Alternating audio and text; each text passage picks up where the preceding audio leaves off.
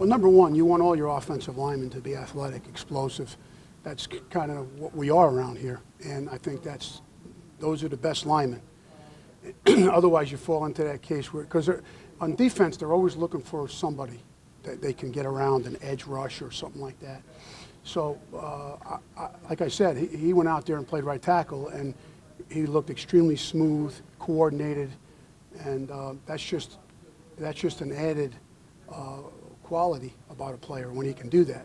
Jason Peters appeared to have some struggles this year. Has that been like injury related? Because he's had the quad for most of the year. What do you attribute that to? Yeah, I don't know that it seems like he's playing always against the best player on the field. Olivier Vernon is he's a premium pass rusher. That guy's a great player. And I think the timing sometimes, with JP, he's such a perfectionist, and I don't think he's far. I mean, there was a couple times where he could just get his foot in the ground a second sooner, and he's solidifying all those blocks. He solidified most of them, but the ones that you guys see are maybe one or two that, that's what an offensive line, that's the life they live. But I think he's still extremely productive and playing at a very high level. So, and I don't get into all the injuries. I'm not a doctor, but that guy is a warrior. You know how he is. He just keeps playing and playing and playing. So he does miss some time. It looks like Big V will be the guy. How ready is he? Yeah, I don't think he's going to miss any time personally, but we always have a contingency plan, as you saw the other night. And V is the kind of player that we've had the ability. He's played right tackle for us. He's played left tackle for us. And sometimes players, they have an issue going from one side to the other. I've coached those players here. They can't swing to both sides. They struggle at one particular area because of their balance or their weight. He's not that type of player. So we're very fortunate to have a guy like V. If Jason doesn't miss time, is that based on just his toughness, or is that based on? No, I think we take good care. I think the training staff here does a great job of getting him back, getting him healthy. For all the players, they're all beat up at this point in time. You're smashing into a guy all day long, so guys are going to get banged up across the board. Jeff Stoutland, he said one of the sacks he gave up, two weeks ago, he said he overset.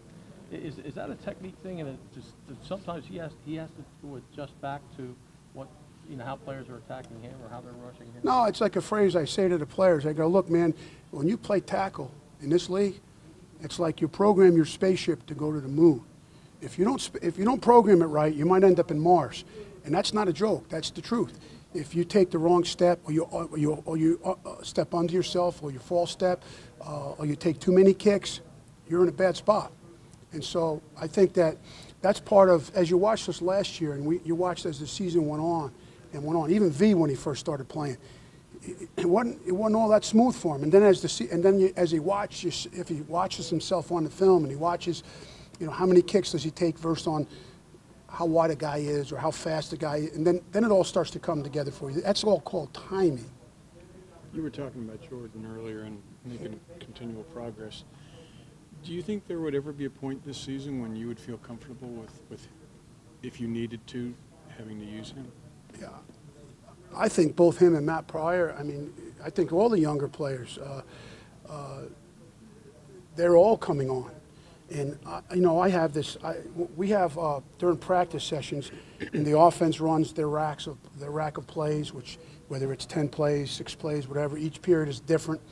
And once that period is over, then our scout group gives the defense an opportunity to see what the offense is going to run. And that's really my time to sink my teeth into the younger players for maybe those 6 to 10 plays each and every period, so that they're always getting coached at some point during, because everybody, let's face it, everybody in the league kind of somehow, some way run the same type of plays.